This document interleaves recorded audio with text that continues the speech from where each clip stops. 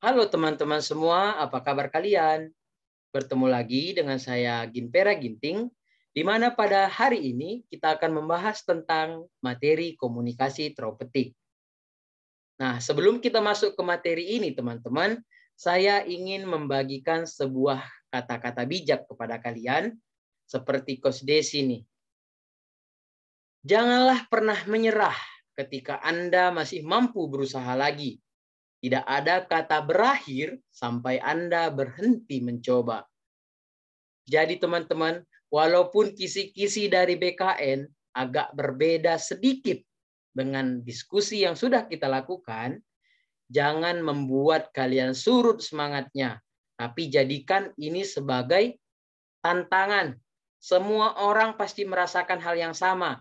Jika kalian tidak dapat melaluinya, apa bedanya kalian dengan mereka? Oke, sekarang kita langsung masuk ke materi inti teman-teman, yaitu komunikasi teraupetik. Pertama adalah pengertian. Komunikasi adalah cara kita membina hubungan dengan klien kita. Sedangkan teraupetik adalah penyembuhan. Jadi komunikasi teraupetik adalah sebuah bentuk komunikasi yang direncanakan secara sadar untuk membantu penyembuhan atau pemulihan pasien. Itulah yang dikatakan dengan komunikasi teraupetik. Nah, karakteristik dari komunikasi ini ada 3, teman-teman. Yang pertama itu ikhlas, yang kedua empati, yang ketiga hangat. Nah, di sini ikhlas dikatakan yaitu semua perasaan negatif yang dimiliki oleh pasien harus bisa diterima dan kita melakukan pendekatan dengan individu dengan verbal maupun non-verbal akan memberikan bantuan kepada pasien untuk mengkomunikasikan kondisinya secara tepat. Jadi di sini ikhlas teman-teman, kita harus mampu membuang perasaan negatif yang dimiliki oleh pasien.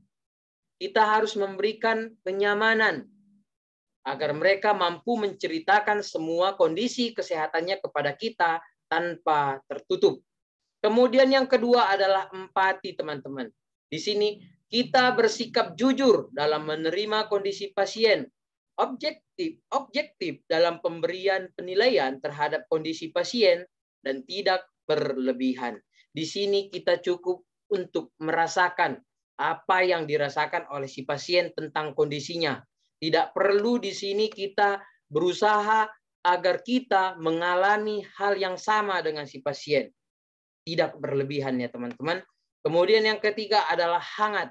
Di sini kehangatan dan sikap permisif yang diberikan diharapkan pasien dapat memberikan dan mewujudkan ide-idenya tanpa rasa takut.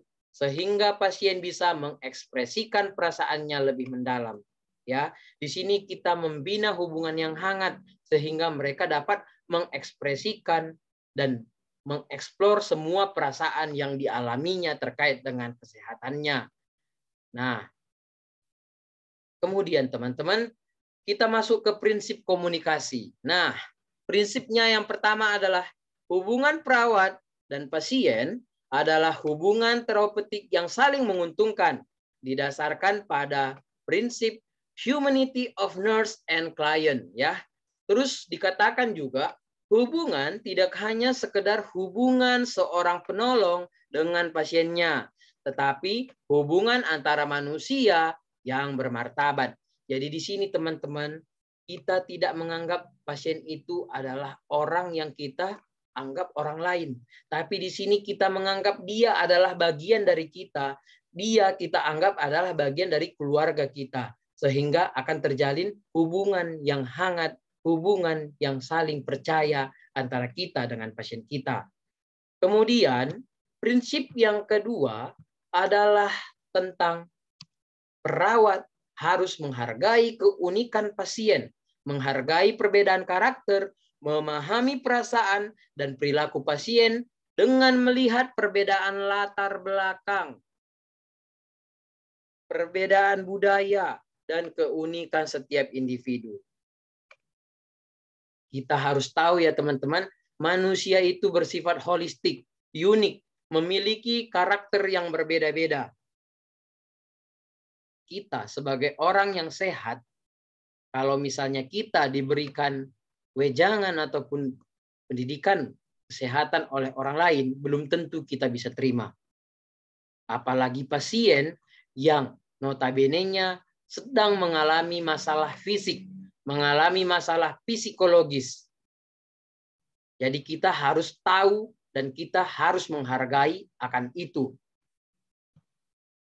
Kemudian, prinsip yang ketiga adalah semua komunikasi yang dilakukan harus dapat menjaga harga diri pemberi maupun penerima pesan. Dalam hal ini, perawat harus mampu menjaga harga dirinya dan harga diri si pasien. Kita menjaga privasi pasien. Jangan pula pasien sudah terbuka, sudah cerita, nanti kita ceritakan pula sama orang lain. Ya.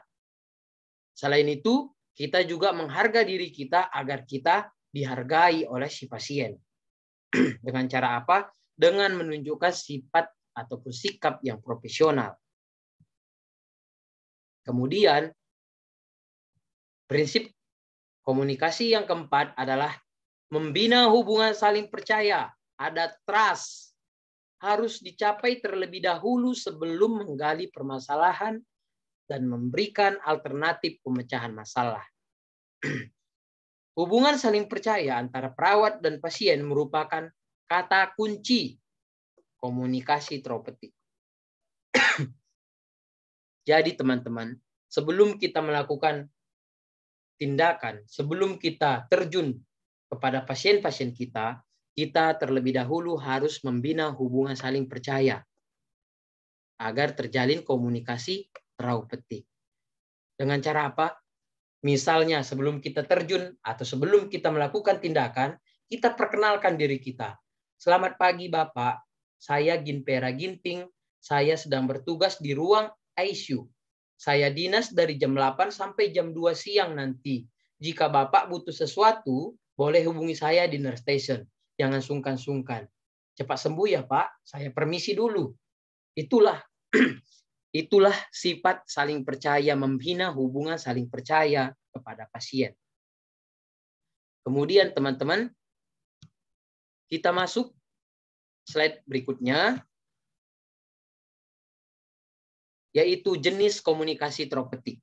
Oke, jadi komunikasi terapeutik bukan hanya melalui verbal, tetapi ada juga non-verbal. Ya, kalau verbal, dia itu yang kita ucapkan seperti contoh sebelumnya, yang keluar dari mulut kita. Sedangkan non-verbal adalah berupa gestur, berupa sikap fisik yang kita munculkan ketika kita melakukan komunikasi dengan si pasien. Di sini ada beberapa jenis komunikasi non-verbal, teman-teman. Yang pertama adalah komunikasi kinestetik, yaitu bahasa isyarat tubuh atau anggota tubuh. Di sini contohnya adalah gerakan tangan, gerakan kaki, gerakan kepala, gerakan kontak mata, dan ekspresi wajah. Ketika pasien bercerita tentang kondisinya, kita mengangguk. Itu tandanya kita mendengarkan dia dengan seksama. Kontak mata kita itu dekat dengan dia, erat. Itu tandanya kita itu mendengarkan dia. Kemudian ada paralinguistik, yaitu penggunaan suara ketika berbicara. Misalnya, nada suara, keras lembutnya suara, kecepatan berbicara. Jangan pula kalian samakan, kalian berbicara dengan teman-teman kalian, dengan pasien. Atau seperti saya nih, saya dalam berbicara itu kecepatannya melebihi dari Valentino Rossi. Kebiasaan saya ini tidak boleh saya terapkan kepada pasien saya. Harus saya bedakan. Nada keras misalnya, kita tujukan pada pasien dengan penurunan kognitif pendengaran. Jangan pula kalian berbicara suara keras kepada anak kecil, nanti dia nangis teman-teman. Ya, jadi perhatikan. Kemudian ada lagi di slide berikutnya, yaitu komunikasi nonverbal haptik, yaitu tidak ada lagi jarak di antara dua orang waktu berkomunikasi. Misalnya, pada saat berkomunikasi kita melakukan sentuhan. Sentuhan di sini bukan berarti yang negatif ya. Misalnya memegang, menepuk, dan mengelus area yang nyeri. Bukan berarti sentuhan maksudnya kalian rangkul pula pasien. nanti kena kode etik kita.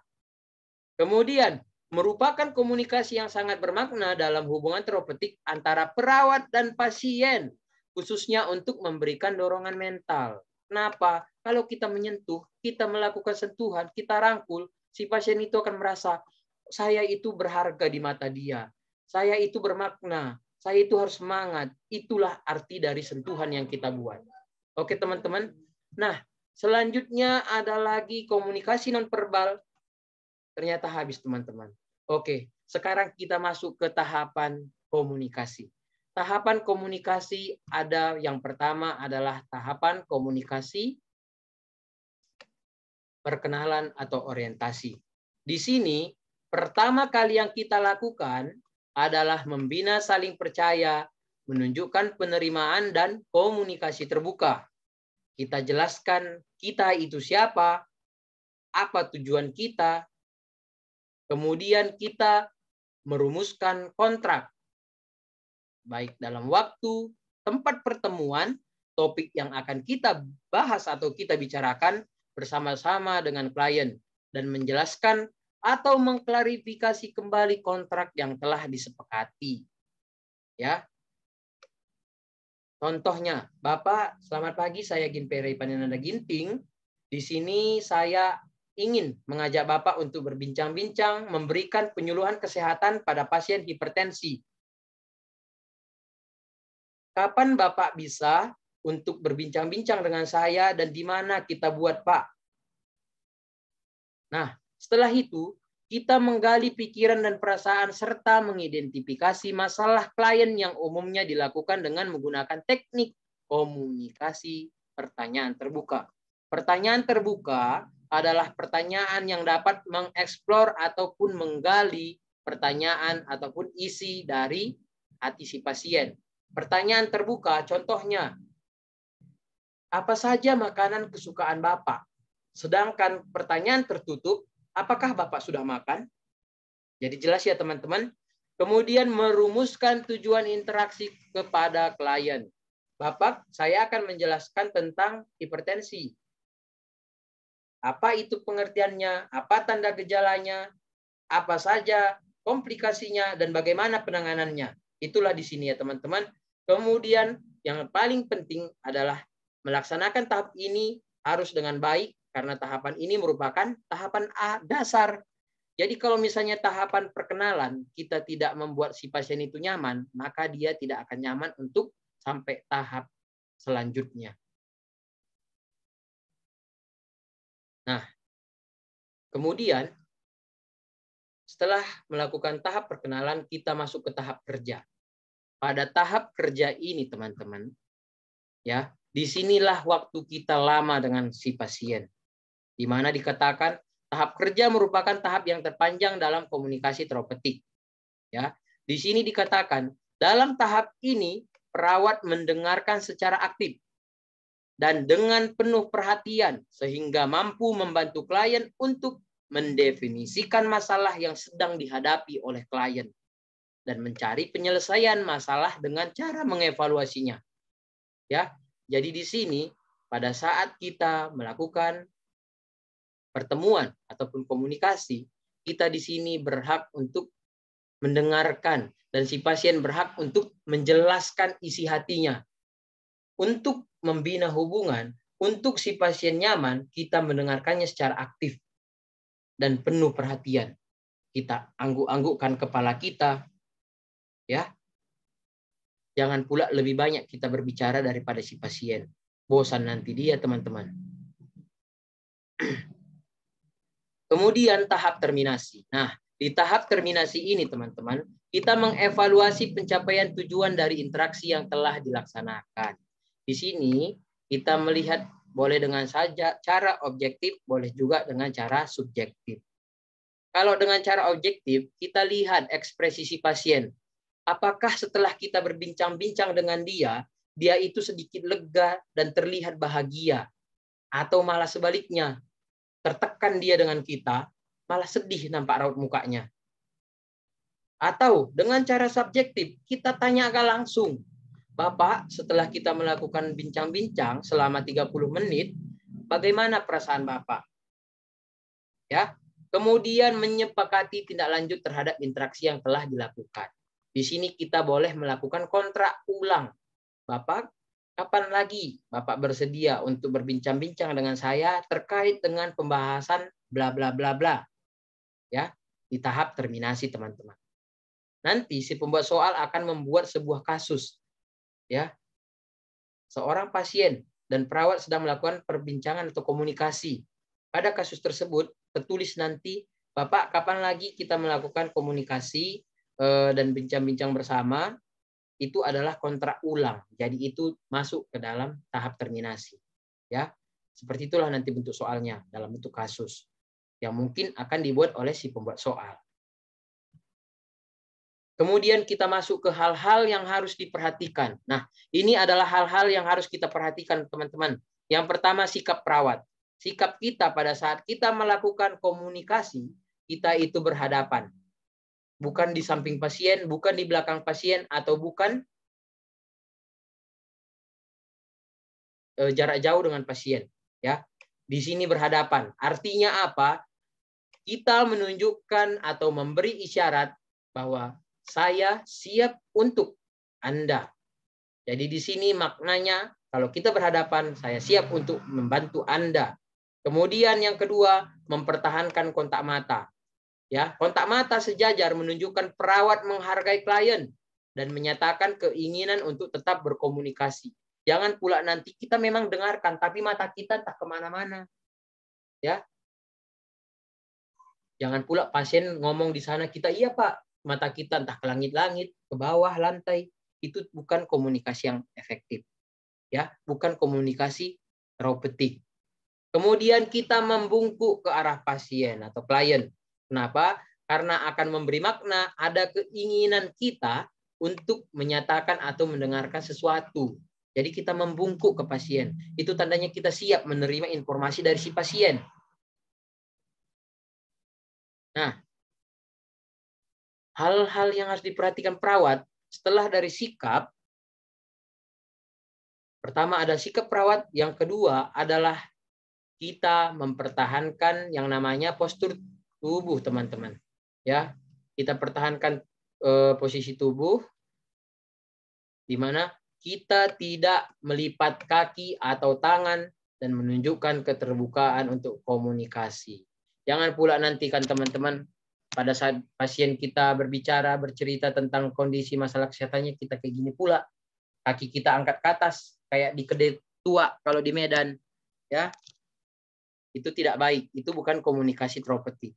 Kemudian berjarak 0 sampai 45 derajat sampai 45 cm kontak tubuh. Hubungan personal memiliki jarak 45 sampai 120. Ini boleh teman-teman baca nantinya. Kemudian kita harus rileks, ya. Kita membuat suasana rileks. Kita menciptakan iklim kondusif bagi klien untuk tetap melakukan komunikasi dan memungkinkan pengembangan komunikasi. Ya. Tercipta melalui posisi yang digunakan selama komunikasi. Intonasi mengandung humor pembicaraan yang kita lakukan, teman-teman. Jangan pula teman-teman kita berbincang-bincang tapi kita seakan-akan menginterogasi atau si pasien kita ini lagi kita wawancarai dalam penerimaan kerja misalnya. Apa yang Ibu rasakan? Oh iya, terus Ibu melakukan apa? Besok Ibu makan apa lagi? Terus kalau makanannya habis, Ibu mau kemana? Bukan seperti itu ya teman-teman intonasinya. Tapi kita kadang-kadang membuat canda humor agar dia merasakan nyaman, rileks. Ibu sudah makan? Kalau misalnya dia bilang belum. Kalau misalnya belum, Ibu mau saya belikan, tapi sekali ini aja ya Bu, untuk selanjutnya nanti Ibu yang membelikan kepada saya. Nah, itu misalnya ya teman-teman. Nggak lucu ya, tapi nggak apa-apa lah. Saya sudah berusaha untuk lucu untuk Anda. Nah, oke. Kemudian, kita harus perhatikan tentang materi hubungan, teman. Di mana materi dalam komunikasi terapeutik diorientasikan untuk mencapai tujuan hubungan. Isi atau konten komunikasi sesuai dengan kontrak yang telah dibuat antara klien dan perawat, sehingga nilai hubungan profesional tetap terjaga. Jangan pula kita rencananya ataupun kita kontraknya membahas hipertensi. Ya. Tapi yang kita ajarkan nanti tentang DM. Di lain sisi, dianggap oleh si pasien ini nggak bisa dipegang nih cakapnya nih. Kan kayak gitu. Sama kayak kita. Kita bahas tentang komunikasi terapeutik nanti sore ya, aku bilang. Padahal yang kubawakan misalnya nanti sore atau malam nanti tentang perhitungan GCS. Kan nggak nyambung kan? Itulah maksudnya materi hubungan harus tetap terjaga. Kemudian yang ketiga adalah komunikasi terapeutik.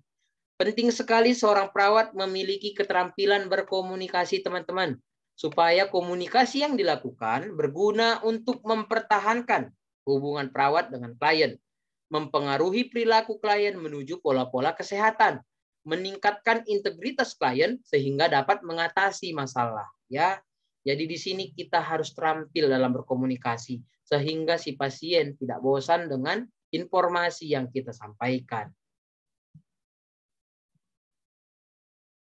Nah, teman-teman, ini adalah teknik-teknik komunikasi yang menurut saya harus kalian perhatikan. Dalam bentuk soal, si pembuat soal akan sering sekali membuat kata-kata seperti ini nih. Kutipan-kutipan perkataan ataupun tindakan. Ini respon perawat komunikasi dalam hal apa? Atau pada saat si pasien berbicara atau curhat, apa yang harus kita lakukan? Ya, apakah kita diam, apakah kita mendengar, dan ini adalah contoh ataupun ciri-cirinya. Oke, yang pertama diam. Diam pengertiannya tenang, tidak melakukan pembicaraan selama beberapa detik atau menit. Jangan pula kita diam mulai dari kontrak kerja, kita ketemu pasien, kita diam terus, nggak ada kita lakukan apa-apa. Bukan seperti itu. Tapi contohnya, kita duduk atau berjalan bersama klien dengan tenang, sambil menunggu klien menyampaikan pikiran dan perasaannya. Ya, kan kadang-kadang pasien masih berpikir tuh, Bapak sudah berapa tahun Bapak menderita hipertensi? Nah, dia mengingat-ingat tuh. Ketika dia mengingat, kita cukup dengan diam. Sambil menunggu dia mengungkapkan berapa tahun dia terkena hipertensi. Kemudian yang kedua, teknik mendengar. Nah, teknik mendengar yaitu proses aktif penerimaan informasi dan penelaahan reaksi seorang terhadap pesan yang diterima, teman-teman.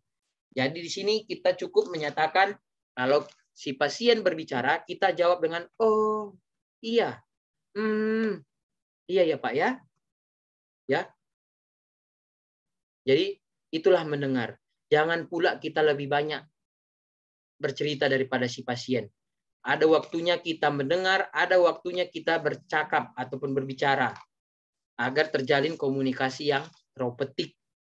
Suasana yang kondusif, terbina suasana saling percaya. Kemudian menghadirkan topik pembicaraan yang umum.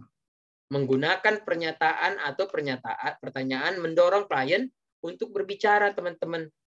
Memilih topik pembicaraan memfasilitasi kelanjutan pembicaraan. Contohnya, mungkin ada yang ingin Bapak diskusikan dengan saya, atau adakah yang ingin saudara sampaikan, atau baik, saya akan mendengarkan apapun yang Ibu ingin katakan nantinya kepada saya. Itu adalah teknik komunikasi. Ya. Kemudian, teknik selanjutnya adalah menspesifikkan, teman-teman. Nah, menspesifikkan di sini artinya adalah kita meluruskan kembali pembicaraan yang sudah kita kontrak dengan si pasien, ataupun meluruskan pertanyaan dengan jawaban. Misalnya teman-teman, kita menanyakan tentang kapan dia makan malam, jam berapa. Tapi si pasien menjawab, saya tidur besok katanya. Boleh kita ulang lagi pertanyaan, kita spesifikkan, itulah maksudnya di sini. Di sini ada juga contoh-contohnya. Tampaknya Anda sedang tidak ingin bicara. Atau Anda kok diam saja? Atau apa sekarang Anda tidak mau nafsu makan? Itulah ya teman-teman, menspesifikkan. Ya. Kemudian teknik yang kelima adalah menggunakan pertanyaan terbuka. Seperti yang saya jelaskan tadi, pertanyaan terbuka bermanfaat untuk menggali, mengeksplor perasaan dari si pasien tentang kesehatannya ataupun masalah-masalah kesehatan yang dialami oleh si pasien.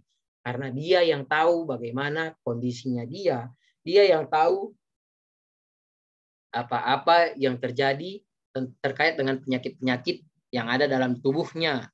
Misalnya entah tahun berapa dia sakit hipertensi, berapa kali dia sakit dirawat di rumah sakit 3 tahun terakhir. Itu ya teman-teman. Jangan pertanyaan tertutup.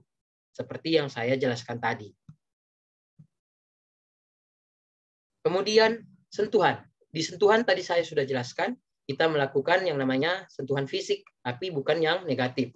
Meletakkan tangan di atas tangan klien, sehingga dia merasa dihargai. Dulu kita pernah diajarkan, kalau perawat itu harus 3S ya. Senyum, sentuh, senyum, sapa, sentuh. Agar terjadi hubungan ataupun